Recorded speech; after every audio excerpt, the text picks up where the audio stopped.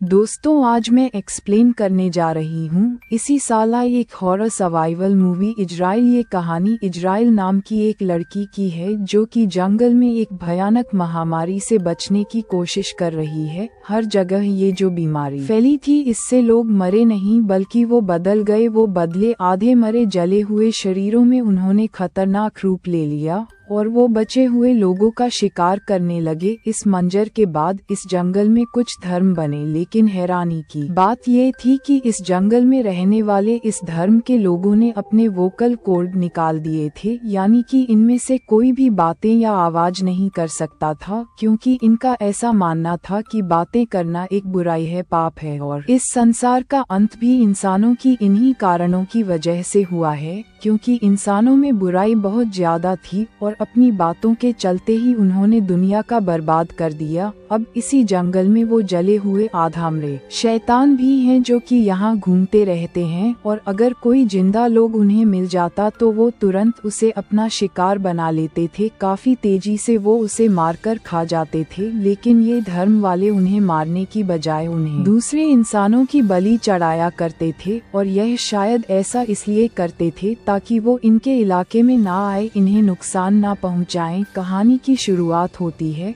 और हमें इजराइल को दिखाया जाता है जो कि इस फिल्म की मुख्य किरदार है, जहां पर वो और उसका प्रेमी कैनन किसी तरह से उस धर्म से भाग आए। ये दोनों यहाँ इस जंगल में होते हैं और यह यहाँ से निकलना चाहते थे। यहाँ पर इजराइल फल तोड़ रही होती है और तभी उसे जंगल में से कुछ आवाजें आती हैं। वो कैनन को जाकर चेक करती है। उसने आग जला रखी थी, इसलिए वो जल्दी से आग बुझा देती है। वो उस पर गुस्सा भी करती है क्योंकि इससे ये पकड़े जा सकते थे। इस मूवी की खास बात यह है कि इस मूवी में सभी लोग गूंगे हैं, म्यूट हैं, और इसीलिए इसमें कोई भी मुंह से बात नहीं करता, और इजराइल इससे डर गई थी, इसलिए कैनन उससे माफी मांगता है। वो उसे गले लगाकर चूमता है और इजराइल उसे अपनी तरफ से वो बनाया हुआ तोहफा देती है, लेकिन तभी वो धर्म वाले यहाँ पहुँच जाते हैं। उन लोगों ने इन्हें ढूंढ लिया था। वो दोनों का पीछा करते हैं और इन दोनों को पकड़ लिया जाता है, जिसके बाद वो इन्हें गाड़ी की डिग्गी में बंद कर देते हैं। फिर वो लोग इन्हें यहाँ से ले जाने लगते हैं। इजराइल बाहर आने की तो बहुत कोशिश करती है, लेकिन वह ऐसा नहीं कर पाती। अब ये दोनों गाड़ियाँ एक रास्ते पर जा रही थी, लेकिन फिर ये अपने रास्ते बदल लेती हैं, यानी कि इन दोनों को यहाँ से अलग अलग धर्म में ले जाया गया था। अब इजराइल को दूसरी जगह पर ले जाया जाता है। यहाँ पर धर्म के और भी बहुत सारे लोग पहले से ही मौजूद थे। वहाँ पर एक कुर्सी भी थी जिस पर ले जाकर इजराइल को बांध दिया जाता है। दरअसल ये लोग यहाँ पर एक रिचुअल करने वाले थे, जिसमें कि एक इंसान की बलि चढ़ाई जानी थी, और ये लोग इजराइल को यहाँ पर बलि चढ़ाने के लिए ही लाए थे। इस धर्म की लीडर का नाम जोसेफीन होता है। इजराइल बोल नहीं सकती थी, इसलिए वो अपने इमोशंस के जरिए इन्हें समझाने की कोशिश करती है कि प्लीज छोड़ दो मुझे, मेरे साथ ऐसा ना करें, लेकिन सफिन कट्टर थी, उसे फर्क नहीं पड़ता। फिर उसके लोग इजराइल को कुर्सी से बांध देते हैं और सफिन उसका पैर जख्मी कर देती है,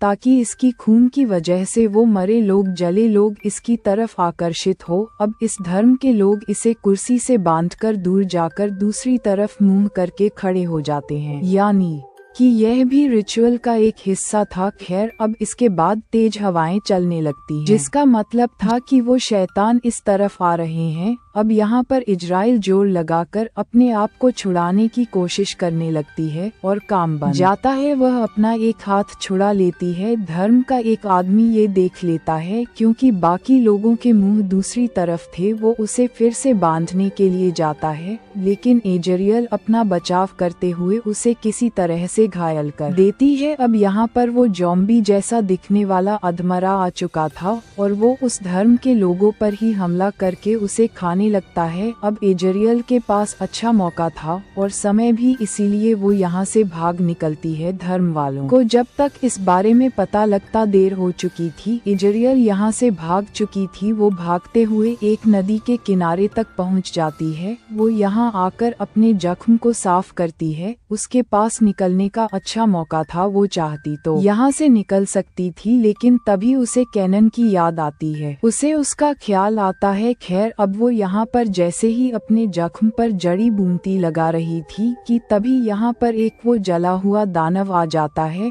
और अब इसलिए इजराइल उसे देखकर जल्दी से जाकर एक गुफा में जाकर छिप जाती है, जहाँ पर यह चीज उसे ढूंढ नहीं पाती। खैर, अब इसके बाद इजराइल को चलते चलते एक रास्ता मिला, और इस रास्ते पर गाड़ी के टायर्स के निशान थे। वो उनका पीछा करते हुए एक गांव में पहुंच जाती है। दरअसल वो अपने प्रेमी को बचाना चाहती थी, और इसीलिए ये यहाँ इस दूसरे धर्म में आई थी। हिम्मत करके वो इस जगह में घुस जाती है। चारों तरफ फेंस लगाए हुए थे, और साथ ही चारों तरफ धर्म के लोग भी फैले हुए थे। इन सब से छिपकर उसे अपने प्रेमी को बचाना था, और तभी उसकी नजर उस तोहफे पर पड़ती है जो उसने कैनन को दिया था। इसलिए उसके मन में गलत ख्याल आने लगते हैं कि कहीं उसे इन्होंने कुछ कर ना दिया हो। यहीं इस गांव में लोगों का एक छोटा सा चर्च भी था, जहां पर हम इन सभी धर्म के लीडर को देख पाते हैं। यहाँ पर गांव के बाकी लोग भी थे, और इस धर्म की लीडर का नाम था मरियम, और ये प्रेग्नेंट भी है। उस समय इजराइल एक घर के नीचे छिपी हुई थी। अब यहाँ पर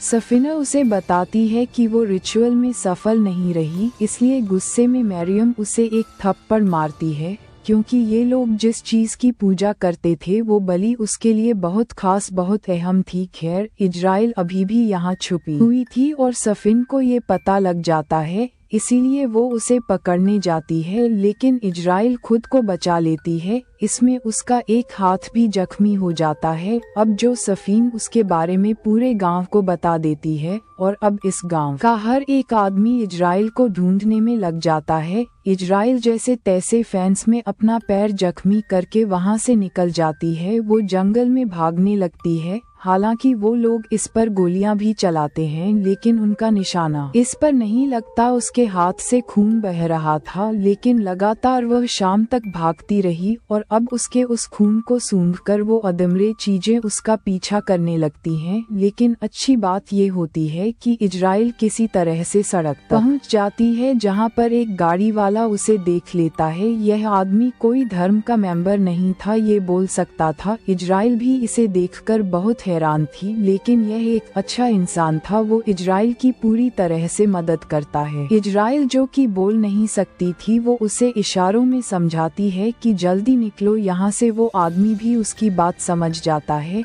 इसलिए वो ड्राइव करने लगता है। अब इजराइल उसे अपने गले का निशान दिखाते हुए कहती है कि वो बोल नहीं सकती। वो उसे समझाती है। फिर वो उसका जख्मी हाथ देखता है, और उसे एक कपड़ा देते हुए कहता है कि इसे इस पर बांध लो। फिर वो उससे खाने के लिए पूछता है कि क्या तुमने कुछ खाया, और अब इजराइल को भी लग रहा था कि शायद वो बच जाएगी और इस मनहूस जगह से भी निकल जाए। वो आदमी रास्ते में एक म्यूजिक भी लगाता है, जो कि इजराइल को बहुत अच्छा लगता है, लेकिन तभी बदकिस्मती से एक गोली चलती है, जो कि सीधा उस आदमी को लगती है। वो गोली एक धर्म के मेंबर ने चलाई थी, जिसने इन्हें ढूंढ लिया था। गाड़ी बेकाबू हो जाती है, और जिस आदमी ने गोली चलाई थी वो भी नहीं बच पाता, क्योंकि वो गाड़ी उसे रौंद देती है। इजराइल भी कुछ नहीं कर पाती, क्योंकि गाड़ी क्रैश हो चुकी थी। वो बेचारा आदमी मारा गया जिसने इजराइल की मदद की थी, और अब इजराइल भी जख्मी हो चुकी थी। लेकिन जब वो बाहर आई तो वो धर्म का मेंबर अभी भी जिंदा था। वो उसे फिर से मारने की कोशिश करता है, इसलिए वो खुद को बचाने के लिए उससे लड़ने लगती है, और तभी उसकी बंदूक उसके हाथ में आ जाती है और उस आदमी को खत्म कर देती है। खैर, अब इजराइल के पास एक हथियार भी था। अब वो जंगल में आगे बढ़ने लगती है, और तभी यहाँ उसे अपना प्रेमी कैनन नजर आया, जिसे पेड़ से बांध रखा था। वो जख्मी था। इजराइल उसकी मदद करने के लिए आगे बढ़ती है, हालांकि वो हाथ से इशारा करता है कि आगे मत बढ़ना, यहाँ खतरा है, क्योंकि वहाँ पर एक ट्रैप बिछाया गया था जिसमें इजराइल आसानी से फंस जाती है। वो पेड़ से लटक जाती है, और तभी एक धर्म का मेंबर यहाँ आता है। अब इससे पहले वो इजराइल को अपने साथ ले जाता, वो आधा मरे वो जले हुए यहाँ तक पहुँच जाते हैं, क्योंकि इजराइल जख्मी थी और वो खून सूंघ कर यहाँ आ गए थे। वो धर्म के लोगों को मार देते हैं, और कैनन को भी इजराइल बड़ी ही मुश्किल से उस पेड़ पर चढ़ जाती है, लेकिन एक आधामरा जला हुआ वहां भी पहुंच जाता है। लेकिन इजराइल यहाँ पर अपना दिमाग लगाती हुए एक रस्सी उसके गले में डाल देती है और खुद नीचे कूद जाती है। इसी तरह से वो बन बोन मारा जाता है। अब यहाँ पर इजराइल तो बच गई थी, लेकिन उसका दोस्त, उसका प्रेमी मारा गया था। अब अपने दोस्त को खोने के बाद इजराइल का गुस्सा और भी बढ़ गया। वो हथियार लेती है और फिर से उसी गांव के पास आ जाती है। रात का समय था, वो किसी को दिख नहीं रही थी, इसलिए वो चुपके से चर्च में चली जाती है। उसके सामने ही मरियम खड़ी थी, लेकिन मरियम उसे अपना पेट दिखाते हुए कहती है कि मैं प्रेग्नेंट हूँ। लेकिन इजराइल को जैसे ही उस पर तरस आ जाता है कि मरियम उस पर हमला करके उसे बेहोश कर देती है। लेकिन बेहोश होते हुए इजराइल ने मरियम के पेट को थोड़ा जख्मी कर दिया था, जिससे कि कुछ खून उसके हाथों पर भी लग गया। अब धर्म के कुछ लोग इजराइल को एक ताबूत में रखकर उसे जमीन में दफना देते हैं। जब उसे होश आया तो वो पाती है कि ये ताबूत एक टनल से जुड़ा हुआ था, जिसमें एक लैंप भी रखा था। अब लैंप लेकर इजराइल जैसे ही आगे बढ़ने लगी, उसे एक आवाज सुनाई दी। वो आवाज खतरनाक थी। दरअसल वो जले हुए वो आधामरे इसी गुफा में मौजूद थे। गुफा से निकलना उसके लिए मुश्किल था, इसीलिए इजराइल वहीं पर रुकती है और एक जला हुआ उसके करीब आता है। लेकिन वो उसे कुछ नहीं करता, क्योंकि उसके हाथ पर जो खून लगा हुआ था वो उसका नहीं था, बल्कि मरियम का था। इसलिए वो उसे बिना कोई नुकसान पहुंचाए वहां से चला जाता है। ऊपर बाकी धर्म वालों को पूरा यकीन था कि उसका काम हो गया होगा, वो मर चुकी होगी। वो खुश थे कि इनका रिचुअल पूरा हो गया। लेकिन कुछ ही देर बाद इजराइल के टनल से बाहर आती है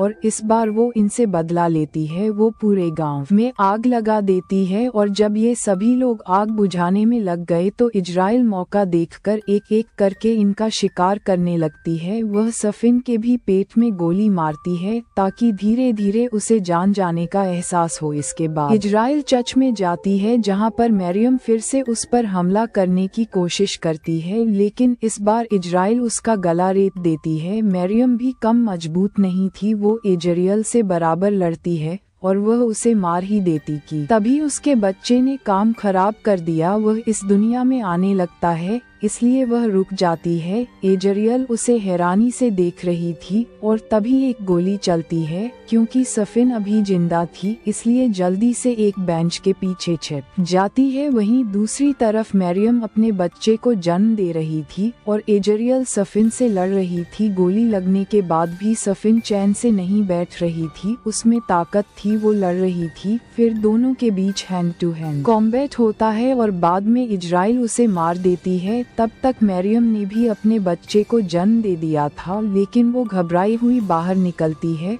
और खुद ही अपना गला रेत देती है, क्योंकि उसने इंसान को जन्म नहीं दिया था। अब इजराइल अंदर जाती है और उस बच्चे को गोद में उठाती है और अब तक वो आधामरे जले हुए लोग भी यहाँ इस चर्च में जमा होने लगते हैं, लेकिन किसी को भी मारने के लिए नहीं, बल्कि उस बच्चे की पूजा करने के लिए है, क्योंकि ये बच्चा इन अधमरे का मसीहा था, ये उसके गुलाम थे। खैर, अब जब इजराइल उसका कपड़ा हटाती है तो पता चलता है कि वो कोई इंसानी बच्चा नहीं, वो बच्चा किसी बकरे की तरह दिख रहा था, जिसका मतलब था कि वो एक एंटी क्राइस्ट है। सभी क्रिएचर यहाँ पर जोर से दहाड़कर शोर करने लगते हैं और उस बच्चे को अपना नया लीडर चुनते हैं। और अब यहाँ पर इजराइल एक क्रीपी स्माइल देती है। वह जान चुकी थी, वो समझ गई थी कि अब इन क्रिएचर्स को उसे किस तरह से हैंडल करना है इस बच्चे का यूज करके। और अब इसी के साथ ये मूवी, ये कहानी यहाँ खत्म हो जाती है।